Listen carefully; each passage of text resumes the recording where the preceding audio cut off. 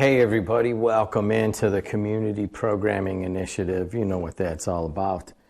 Hey, there's no better time than to tell us about what's going on in your organization. All you got to do is give me a call and we'll figure something out. But here it is on a beautiful Monday, and a lot of people are going to get out and they're going to start working in their yards, and they're going to have to decide how they're going to do that, and then some people are going to wind up with some pain. I know a guy who can help you out with that. That's Dr. Kondamuri with Midwest Interventional Spine Specialist. How you doing, doctor, today? Doing fantastic, Jim. Good morning. Thanks for having me. You know, we started right there, and on a show this morning, I had 3 different people talking about they're going to get out and they're going to work in their yard, and they haven't done anything for a while. That's the kind of person you want to tell what to. Well, I mean, I encourage them to do exactly what they want to do. To get out in the yard is a good thing. To get out into nature is a good thing. And to just garden is good exercise. I would tell them, obviously, to be a little cautious since it's the first time they're going out after this long winter. So, take it slow. Be a little aware of your age and of your body, and listen to your body. Don't get crazy. But in the long run, moving more, exercising is exactly what we want our patients to do. And we're talking to Dr. Kondamuri. He's one of 5, I believe, doctors, and then some NPs, Sure. Yeah. And then I got Midwest Interventional Spine Specialist. You guys are in Munster, and give me the address again. We are at 8840 Calumet Avenue, which is just north of the Walgreens on Calumet Avenue, kitty corner from the hospital, from Community Hospital. And doctor, of course, you guys are open during this period. What kind of precautions you guys taking right now? Yeah, we're taking a lot of precautions. I mean, it starts from the phone call. When the patient speaks to our office, our receptionist will go through a short questionnaire, ask them if they've been out of the country in the last couple of weeks, ask them if there's anybody at home who's sick or anybody at home who's been out of the country recently. They'll also ask them if they have certain symptoms. Do they have a fever? Do they have a cough? Things like that are very important. Are they short of breath is even more important. So if any of these symptoms are present, we don't want them to come to the office. We don't want to put themselves at risk, and we don't want them to put other people at risk. Assuming you're asymptomatic and you don't have any problems, we're ready to see you. However, we're only seeing patients who have moderate to severe pain. We're not seeing people with mild or even medium level pain, because we're asking them to just wait. Wait till this is all over a little bit. Come in a month. We'll see you then. But don't put yourself at risk for a problem or a painful problem that's really not that severe and that you can manage on your own at home. Doctor, yeah, go ahead and finish that up. When you qualify, then we're going to see you. And once you're in the office, we're going to take your temperature on your forehead, make sure your temperature is below 99.5. And once again, we're going to make sure you have no symptoms. We're going to tell you, leave your family member in the car out in the parking lot unless you need the assistance, because we want to reduce the traffic in the office to reduce the risk of any kind of transmission of the illness. And of course, we're wearing masks, we're wearing gloves and everything to be very careful. And at the same time, we're maintaining social distancing protocols in the office, and the office is cleaning everything up. I mean, not my office, every office is the same way, I'm sure. We're cleaning down surfaces, we're cleaning doorknobs, we're cleaning handrails, chair rails, anything you can touch, be in contact with is getting cleaned repeatedly during the day. We're talking to Dr. Kondamuri.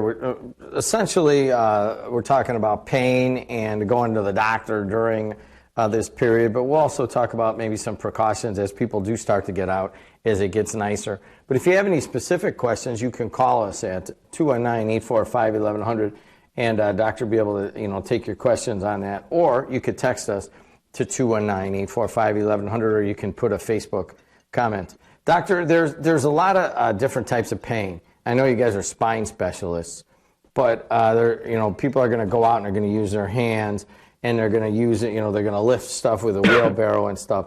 I mean, you guys aren't just dealing specifically with lower back and upper back. I mean, you have other pain areas that you deal with. Tell us about that. Yeah, so while the majority of what we do is spinal problems, we deal with spinal conditions like neck pain, back pain, and all the causes of that. We also treat a lot of joint problems. We treat arthritis in various parts of your body. We treat muscle aches and pains that people have, because these are common things. People unfortunately suffer from a lot of these things.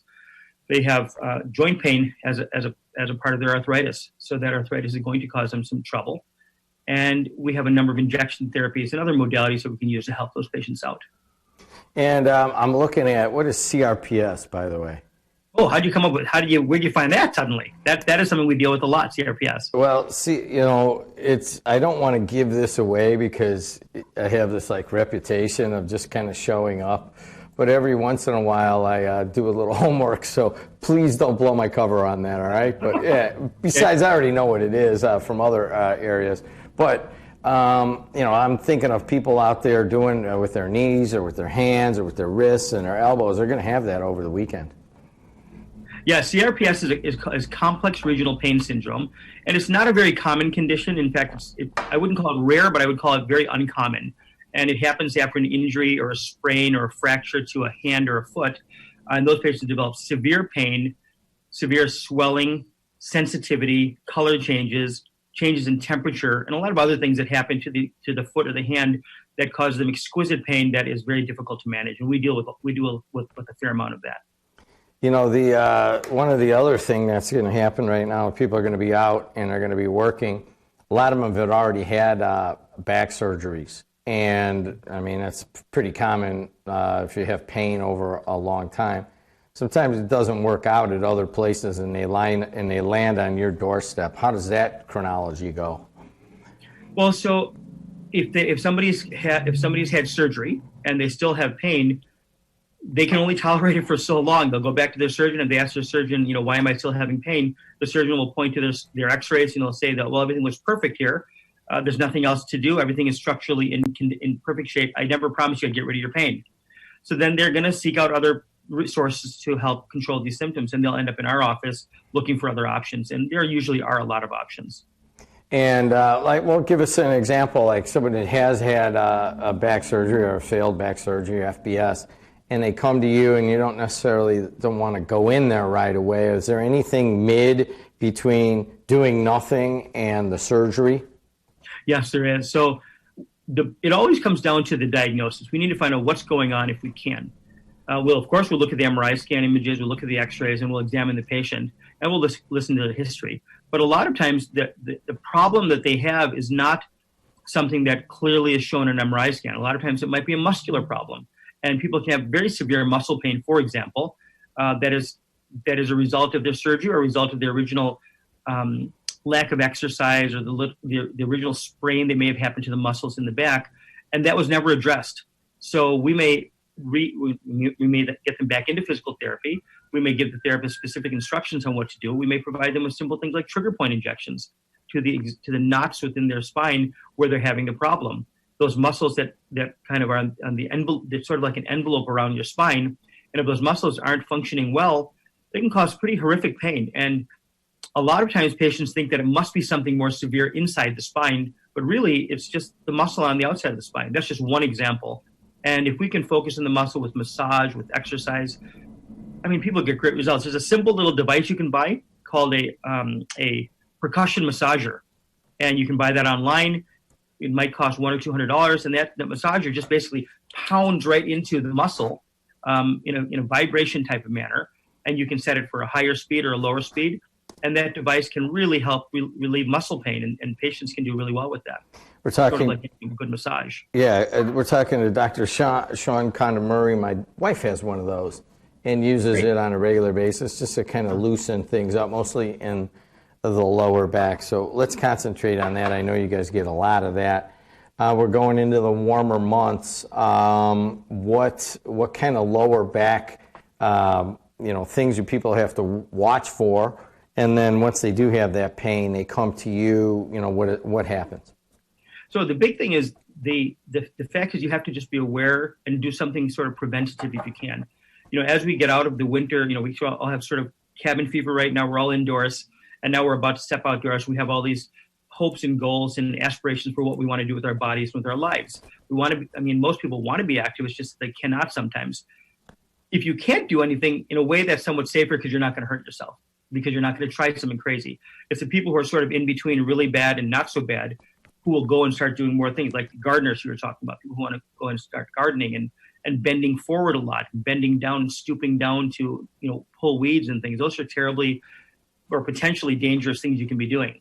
So we have to be cautious. We have to warn our patients, just be a little bit cautious about what you're doing. And remember, if you can, try not to bend at the waist. You want to not bend at the waist. You want to do most of your bending at your knees And if you have bad knees, you want to have something to hold on to, like a cane or a stool that you can sit on, but you don't want to be putting all the strain on your back. So the easiest thing, and certainly a starter thing to do when you are getting out into the springtime weather or the summer weather, is really just start off with walking. If you just walk 30 minutes a day, 6 days a week, you are going to have tremendous benefits to your overall health. And I'm talking about benefits that are not only physical benefits. I mean, it's a fact. It's been studied that if you just walk 30 minutes a day, 5 to 6 days a week, you'll have a reduction in cancer, you'll have a reduction in diabetes, you'll have a reduction in obesity. These are some big illnesses. You'll reduce your hypertension. It clearly happens. But not only the physical and the medical benefits, but it's also the psychological benefits. Going outside and walking for 30 minutes just makes you feel good.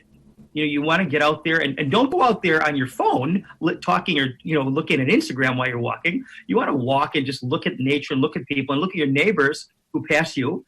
But remember, stay 6 feet away from those neighbors. But you want to wave to your neighbors and talk to them from a distance. That's the most important thing. I mean, there's a saying that that's out there sort of in the holistic medicine world. And it says that if you want to have a happy, healthy life, really, it's 4 things. Eat less, move more, stress less, and love more. So if you move more, you're going to see a lot of improvement in your overall happiness and in your overall health. And movement is just one of those 4 things I was talking about. Oh my gosh. It's almost like a life plan right there. Let's do it again. Eat less, move more, stress less, love more. All right, let's go through those. Eat less. Sure. Eat less. That's it sounds simple and easy, but you got to remember, let's start off with, you might have heard of the blue zones. So the blue zones are certain areas in the world where people seem to live to 100 years old, and they're healthy and they're vibrant and they're functional even when they're 100 years old. In America, if you're 90 years old, for the most part, that person's not very functional. In these areas where they put an emphasis on health and longevity, they do things to make sure you're going to be better. And talking about eat less, in Okinawa, for example, Okinawa is a little island kind of southwest of the southern tip of Japan. And in Okinawa has the highest percentage of centenarians in the world. That means people who are over 100 years old. We're talking like 20 or 30% of the people over 100 years old sit in Okinawa or places like this. Well, so in Okinawa, what they do before they sit down and eat is they say, just like we say grace, or we say a prayer before we eat, they do the same thing, I imagine, but they also say something called hara hachi gu. They say hara hachi gu, and hara hachi gu means eat to 80% of fullness. Don't eat till you're totally full. So if we just eat to less than full, if we want to follow the people in Okinawa, you eat to 80% fullness. When you feel yourself approaching fullness, you don't go past that. And that has a lot to do with just the hunger and fullness scale. On one end, you're super hungry, hangry. You've heard of that term, hangry. On the other end, you're stuffed. You're so full, you're stuffed. You don't want to be hangry and you don't want to be stuffed. You want to go to 80%. And some of the tactics or strategies to get to 80% fullness would be, for example, when you're eating, put your fork down between every bite. Put your fork down, feel the food in your mouth, concentrate on the bite you just took as opposed to the next bite. Feel it go down your esophagus and into your stomach. Smell it, taste it, really feel it. And when you're eating, you want to eat slowly and enjoy your food. Food should be enjoyed. Mealtime should be enjoyed.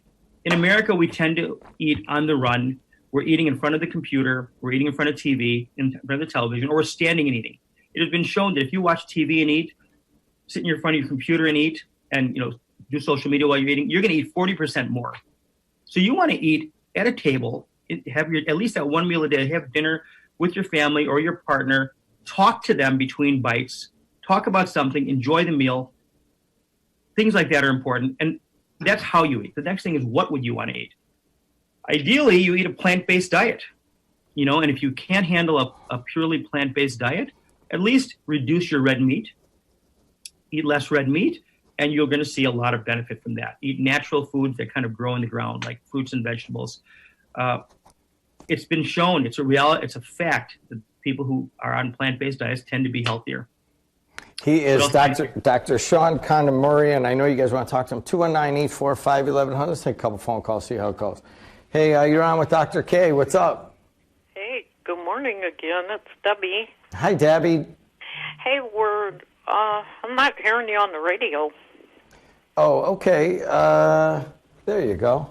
My fault. Thank you, Debbie. I got you. No, what are you on, AM or FM? FM. All right, yeah. All right. It's been on the AM, but not on the FM. Thank you. I appreciate it. Talk to you. All right, cool. Yeah, my fault. Well, at least we're on AM. And we're talking to Dr. Sean Kondamuri, and we're talking about what's happening in terms of eat less, move more, stress less, love more. All right, so we went through eat less, move more. What do you do there? Move more. Start off with simple things like walking. I mean, if you can do nothing but get off the couch and walking for 30 minutes a day, 5 or 6 days a week, is certainly doable when the weather's good. If the weather's not good, you can walk around your house.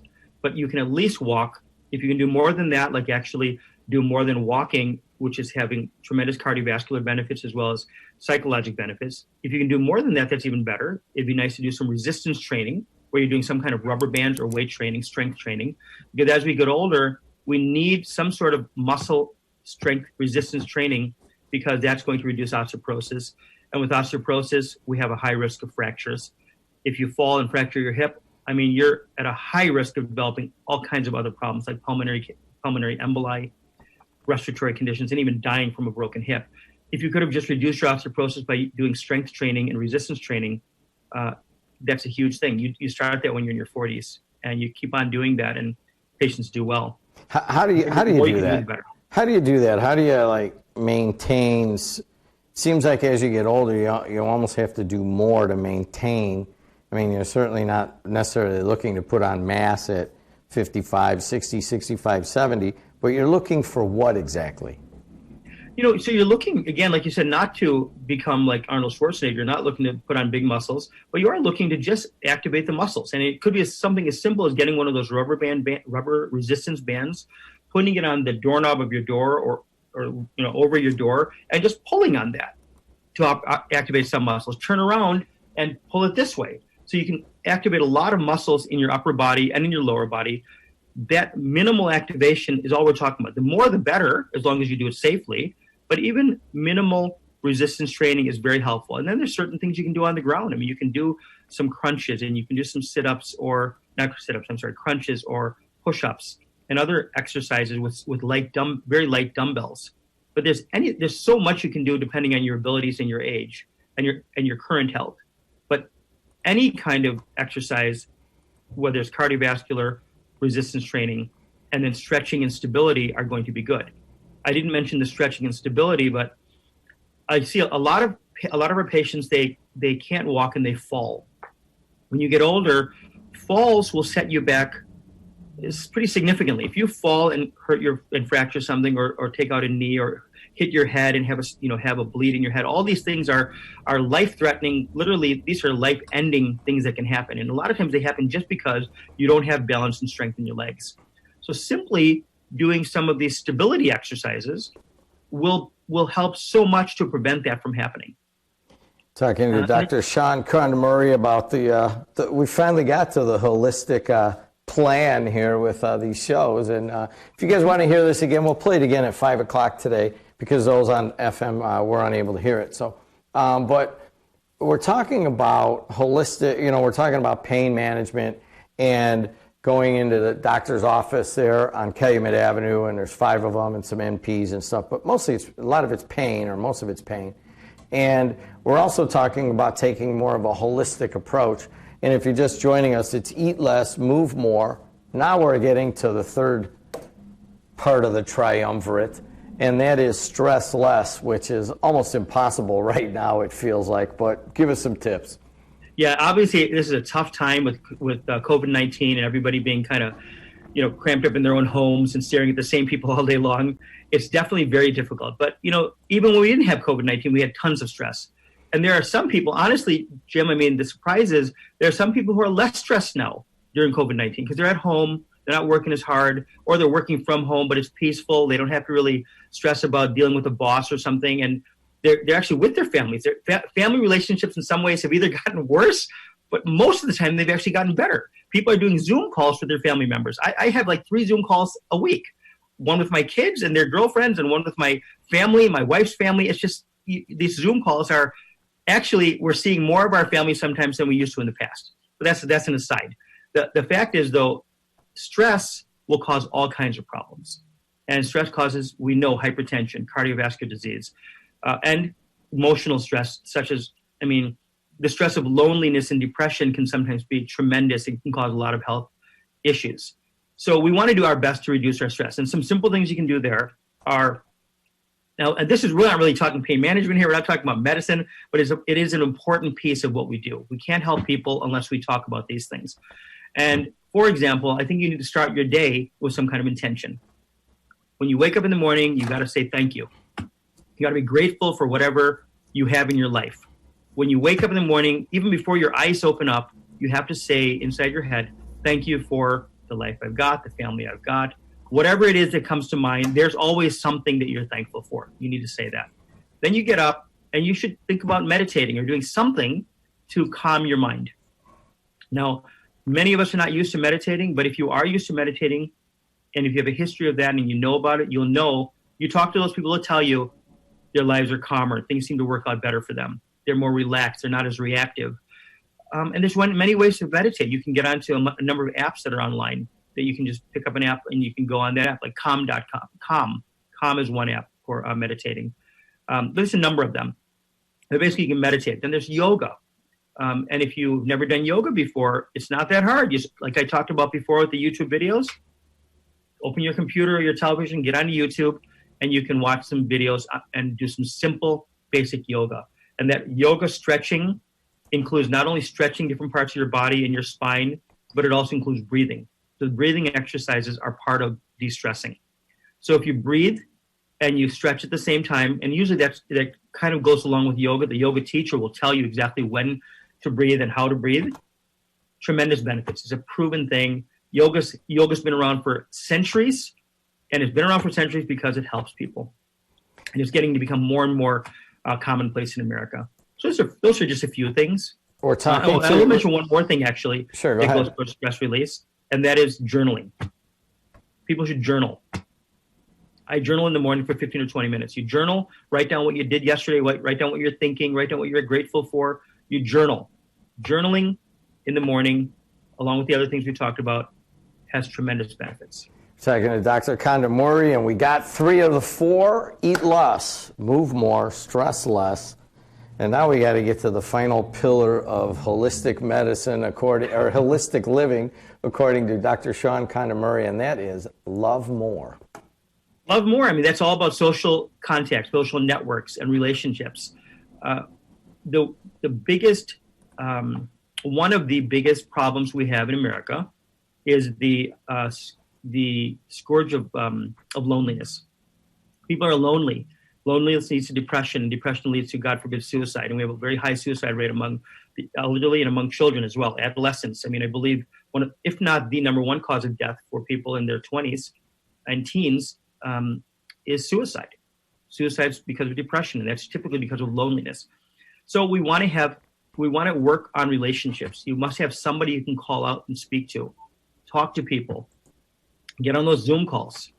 The worst thing to do is sit alone in your house and feel more and more sad and look at your life and compare yourself to others. Comparison never helps.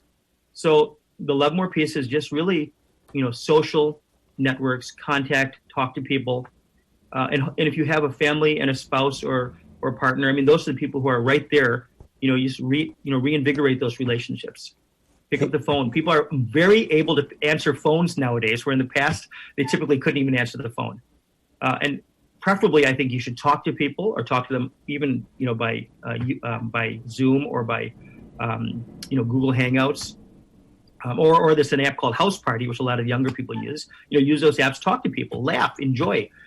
Those are things that are going to be helpful for you holistically. Eat less, move more, stress less, love more. There it is. We got to it. We'll get to. We'll expound. We can on, go deeper on that. We can literally talk, Jim, for an entire session on just one of those four. You got it. I just give you a summary. There it is. Hey, you guys want to find this? You can find this at WJOBnetwork.com or on the WJOB app. I know that some of you were looking for it on FM radio today. I'll tell you what. I'll play it again at 5 o'clock today, and I think we're open at 5. Either 5 or 5:30, and we'll play it again if you want to know the 4 pillars of Dr. Kondamuri's holistic living. That's, I think, a new hashtag right there. Doctor, thanks a lot, as always. Talk to you soon. Thank you, Jim. All right, guys, I'm going to... Thank you. Thank you. I'm going to end Doctor here. There you go, Doc. And Dr. K, take a look there. And I am going to tell you that's been part of the Community Programming Initiative.